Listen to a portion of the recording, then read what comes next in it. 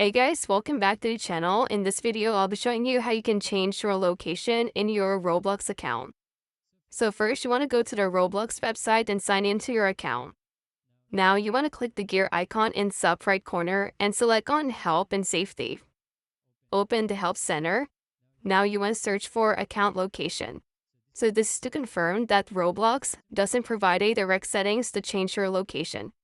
Now you want to scroll down and click on the Contact Support. Answer your contact information, including your username and email address.